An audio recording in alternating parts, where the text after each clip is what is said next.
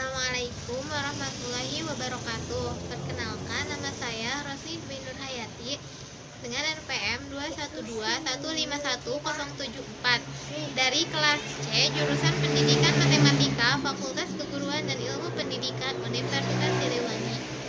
Saya membuat video ini untuk memenuhi tugas teori bilangan dengan dosen pengampu Bapak Dedi Nurjamil.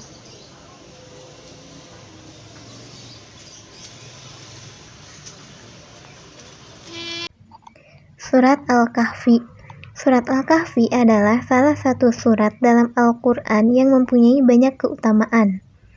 Surat Al-Kahfi adalah surat ke-18 yang terdiri dari 110 ayat.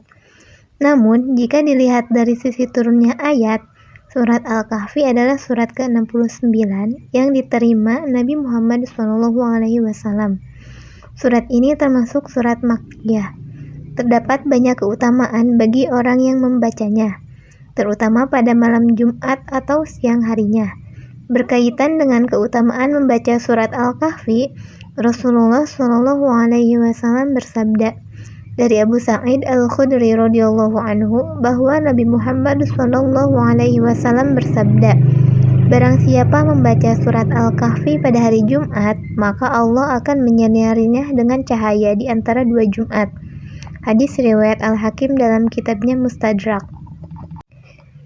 Dari Abu Darda radhiyallahu anhu bahwa Nabi Muhammad SAW bersabda, "Barang siapa menghafal 10 ayat pertama dari surat Al-Kahfi, niscaya ia akan terlindungi dari fitnah Dajjal." Hadis riwayat Muslim. Di dalam riwayat yang lain disebutkan 10 ayat terakhir. Dari Sahal bin Mu'az, dari bapaknya dari Rasulullah SAW, beliau bersabda, "Barang siapa membaca awal surat Al-Kahfi dan akhirnya, dia mendapatkan cahaya dari kaki sampai kepalanya. Barang siapa membaca semuanya, dia mendapatkan cahaya antara langit dan bumi." Hadis riwayat Ahmad.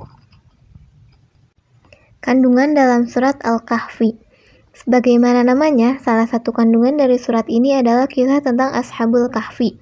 Kisah ini adalah kisah dari para pemuda yang memiliki keimanan yang tinggi dan berusaha untuk menghindari kezaliman. Hingga kemudian mereka masuk ke dalam goa dan akhirnya ditidurkan di sana. Sehingga namanya adalah Ashabul Kahfi yang artinya adalah para penghuni goa. Kisah Ashabul Kahfi secara lebih khusus terdapat pada ayat ke-9 sampai ayat ke-26. Namun, inti dari kisah tersebut terdapat pada 2 ayat, yaitu ayat ke-13 dan 14. Berikut adalah lafaz dari ayat tersebut. Bismillahirrahmanirrahim. Nahnu naqussu 'alaika naba'ahum bil haqqi innahum fityatun amanu bi rabbihim wa zidnahum huda.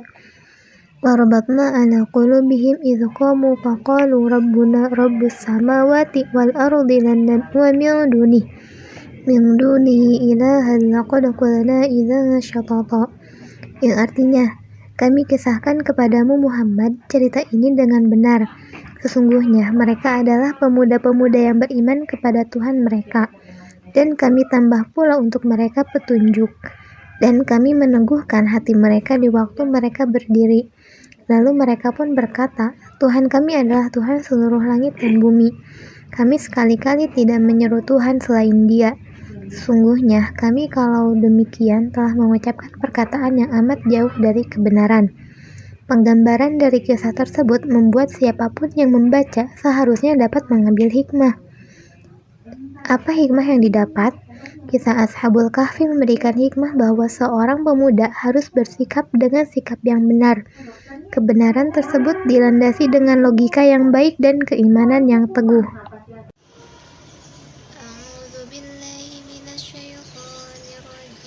Bismillahirrahmanirrahim. Alhamdulillahilladzi anzala 'ala 'abdihil kitaba wa lam yaj'al lahu 'iwaja qayyiman liyunzira ba'san shadidan min ladunhu wa yubashshiral mu'minina alladzina ya'maluna as-salihati anna lahum ajran hasana makithina fihi abada wa yunzira alladzina qalu ittakhadallahu walada ma lahum bihi min 'ilmin wa la li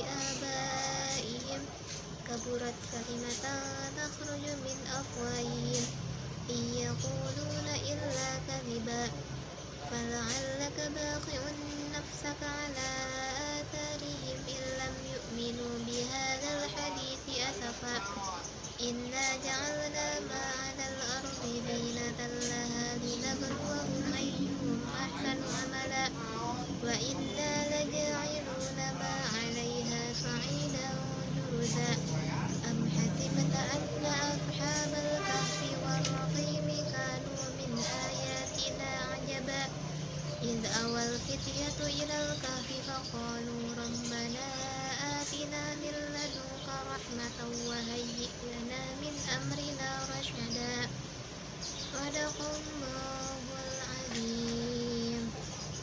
Terima kasih. Wassalamualaikum warahmatullahi wabarakatuh.